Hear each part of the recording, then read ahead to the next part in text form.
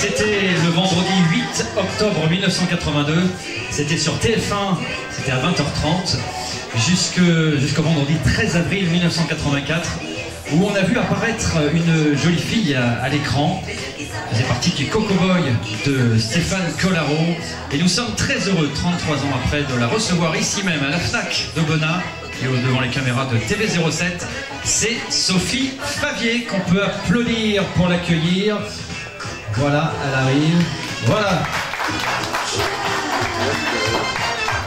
Et voilà, venez Sophie, venez là. Voilà. Voilà.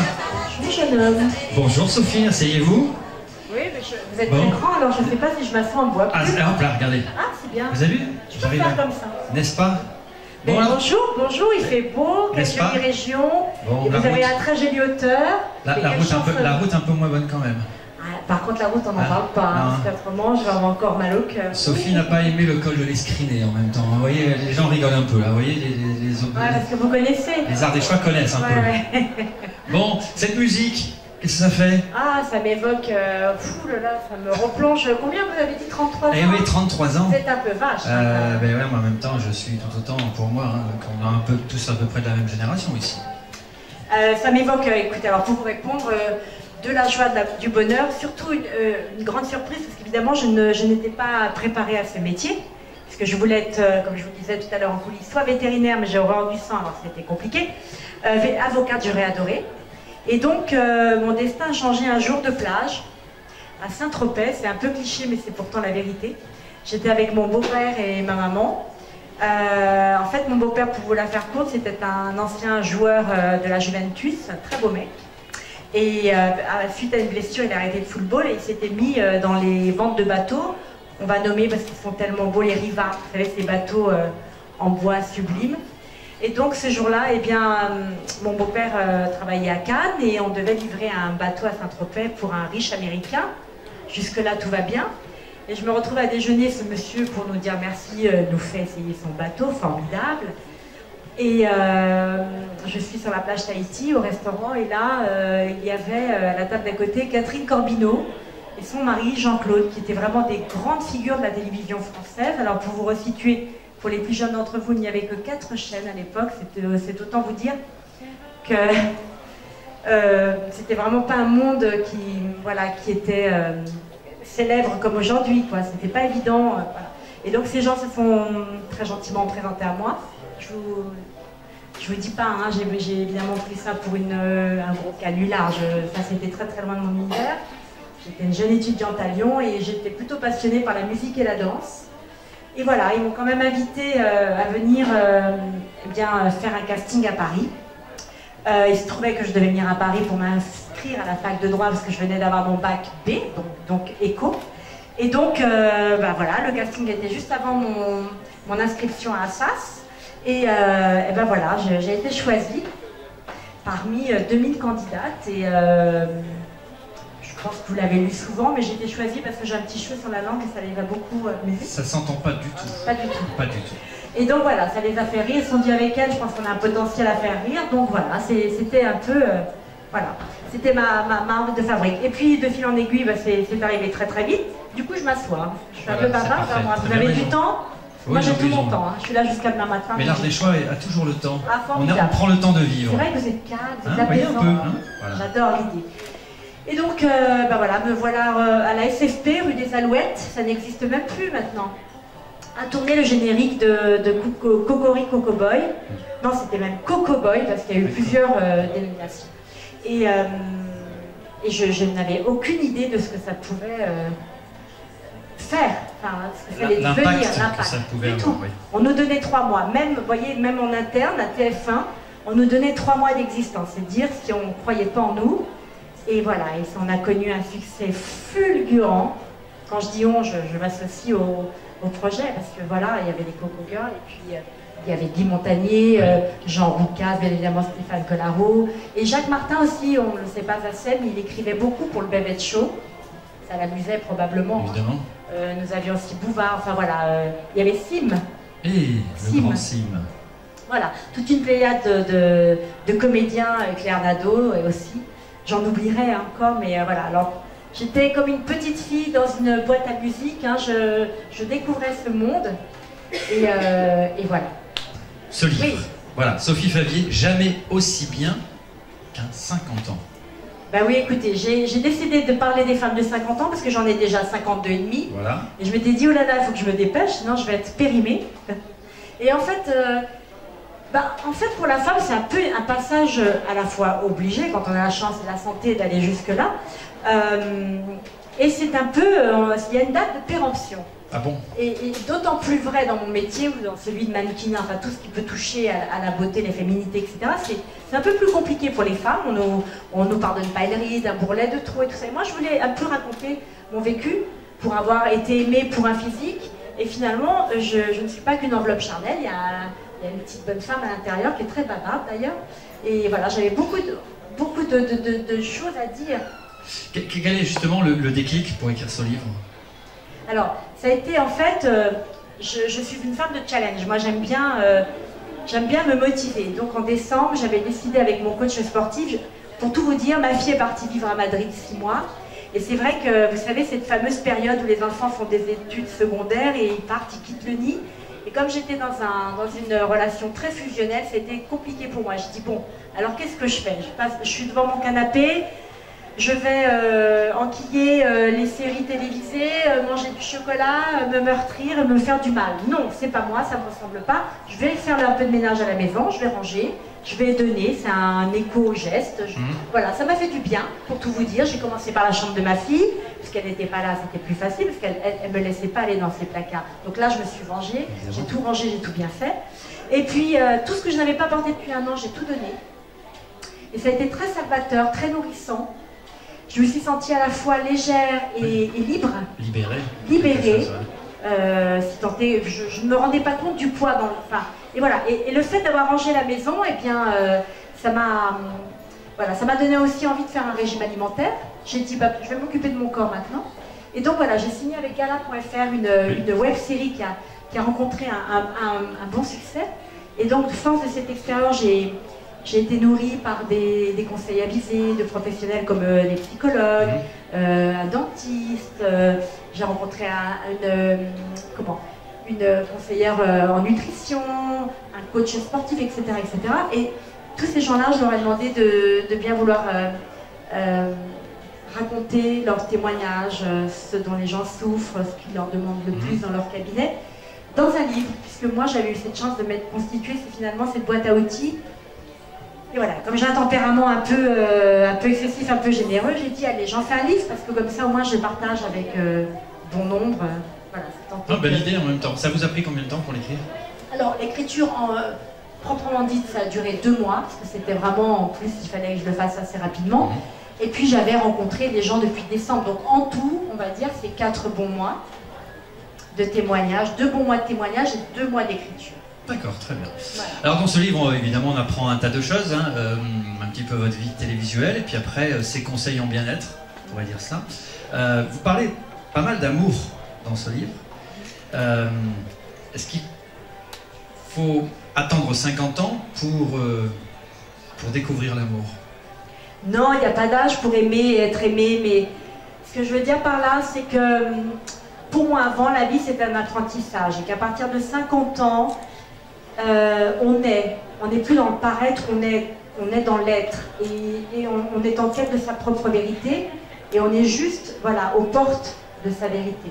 Et ce qui est important, c'est vraiment de dire aux gens qu'on les aime. Enfin, tout ça, on le sait, mais la vie, elle passe vite, et on ne le dit pas toujours. Peut-être qu'en Ardèche, vous êtes plus aimant qu'à Paris, je ne sais pas, mais... Je pense pas, voilà. Pas plus qu'ailleurs. Les choses vont vite. Pas moins non plus. Et l'amour, c'est fragile, et en même temps, il faut le bétonner, il faut le protéger. Se constituer une petite carapace, un petit cocon, je ne sais pas comment vous appelez ça. Oui, c'est ça, ouais, c'est ça. Voilà, et c'est très important. Et en fait, grandir, parce que moi je n'aime pas le mot vieillir, vous permet d'avoir finalement cette philosophie de vie, cette sagesse de se dire, bon, maintenant, ok, j'ai élevé mes enfants. Généralement, c'est un âge aussi à 50 ans, on a à peu près payé ses crédits de maison, enfin, à peu près, je dis, parce que parfois on est un peu fou, on en prend trop. Mais voilà. Disons qu'on est face à sa propre vie, c'est un peu derrière quand même. Donc, vraiment ce qui reste, de plus important à 50 ans, quand on a la chance d'être en bonne santé, c'est vraiment d'aimer, quoi, et d'être aimé. Alors justement, dans ce livre, vous dévoilez votre amour pour cet homme qui aujourd'hui est votre compagnon, Bruno. Et vous le dites, il a 13 ans de moins que moi, comme si presque il y avait quelque chose qui pouvait être dérangeant pour le grand public, de se dire, allez, personnalité, elle se tape un petit jeune. Non, comment justement vous voyez ça un peu ça, parce que vous parlez de la femme de 50 ans qui est souvent avec un jeune homme, on parle de cougar, vous défendez un peu de ce côté-là, vous dites justement Bruno, peut-être plus vieux que moi, dans son tempérament. Oui. En fait, les cougars, je crois que ça vient des États-Unis, je crois que c'est Sex and the City, cette blonde incroyable, vaporeuse. Oui. Non, en fait, moi c'est le hasard, mais j'en parle pas pour en parler, en réalité, c'est juste que je voulais le saluer aussi parce qu'il fait partie de ma vie et que la vie elle est jalonnée de surprises. Alors il n'y a pas de règle en amour, voilà, c'est ce que je voulais aussi dire. On peut tout à fait aimer un homme de 30 ans de plus que soi ou de 20 ans de moins, quelle importance. L'essentiel c'est d'aimer. Et encore, je vais me répéter, d'être aimé. Et puis pareil pour les enfants, enfin, qu'est-ce qu'on veut de plus fort pour nos enfants, c'est qu'ils se réalisent, qu'ils soient bien et qu'ils soient surtout équilibrés et sains d'esprit et de corps. Très bien.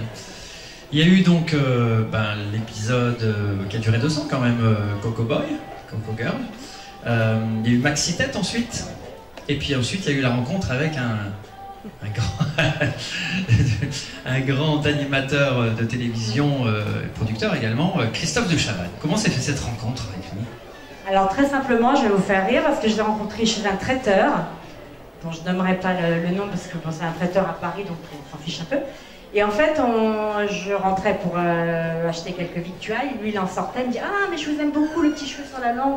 En fait j'étais à Maxi Tête, et la différence, déjà quand je suis arrivée à Canal+, déjà c'est en 86, vraiment c'était les débuts de Canal, donc il y avait Coluche Info, il y avait Michel Denisot, PPDA, etc. Et je dois dire que d'abord j'ai vraiment eu beaucoup de chance dans mon parcours qui est assez riche en rencontres et finalement assez aussi éclectique.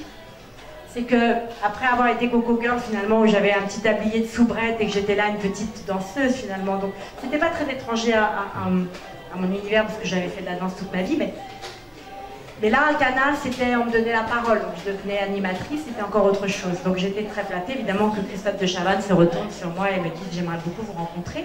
Et voilà, et donc c'est ce que j'ai fait, je suis allée voir à son bureau, il me dit « Voilà, il y a une chaise à prendre, il y a un fauteuil à prendre, comme on dit dans le jargon, pour septembre, si vous voulez, je vous donne la place, bien volontiers.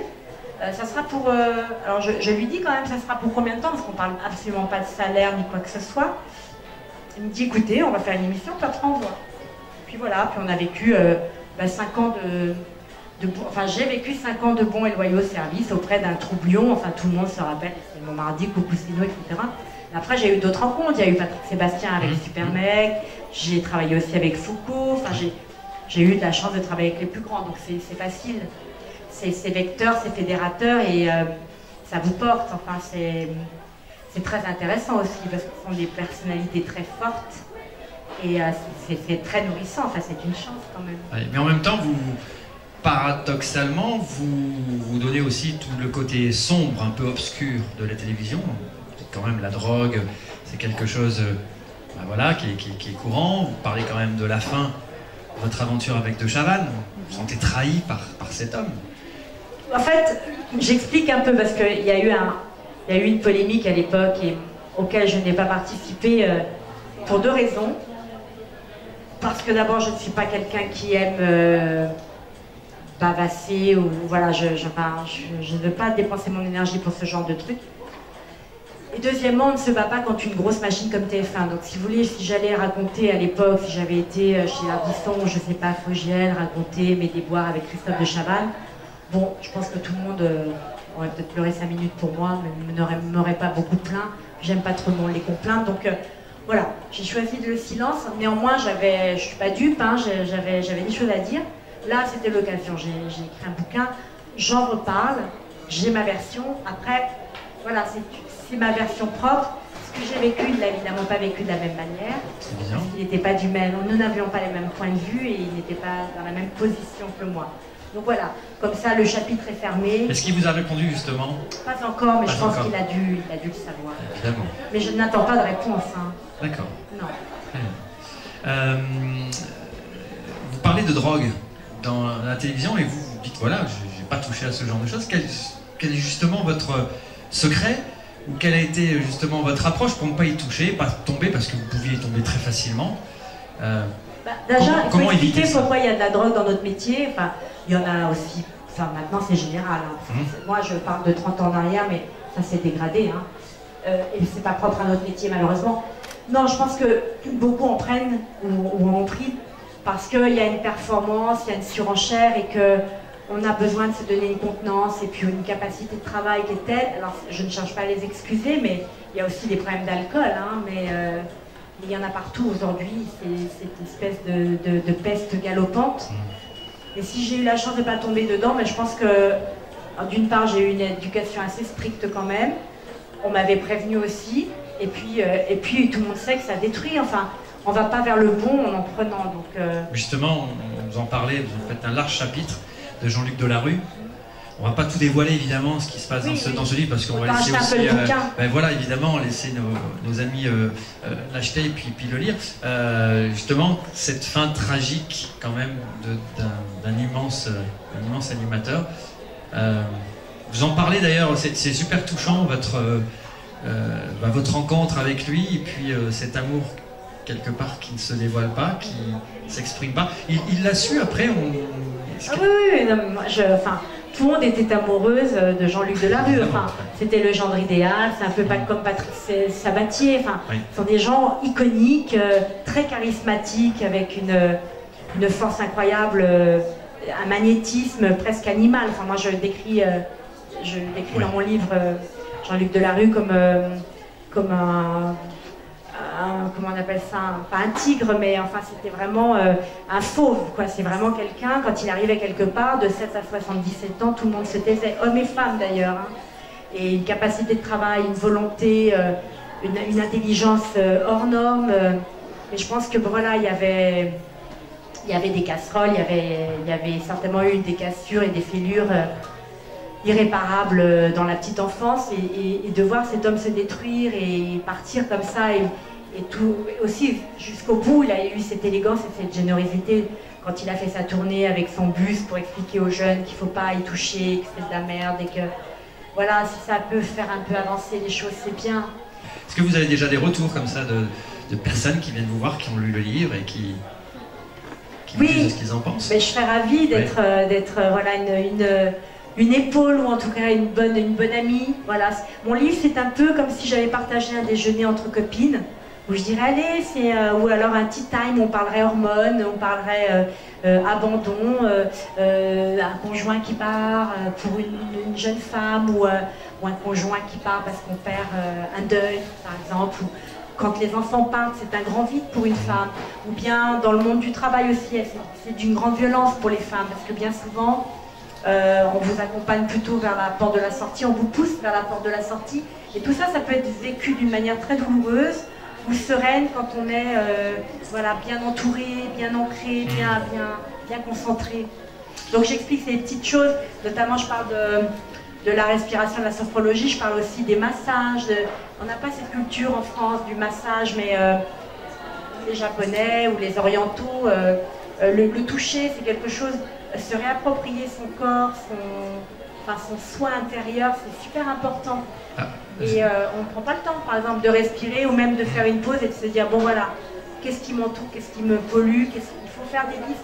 Moi j'aime bien l'idée d'une feuille blanche où je tire un trait au milieu, je fais le in, le out, ou le plus, le moins. Et puis je fais voilà, un petit bilan de temps en temps, c'est bien. Très bien.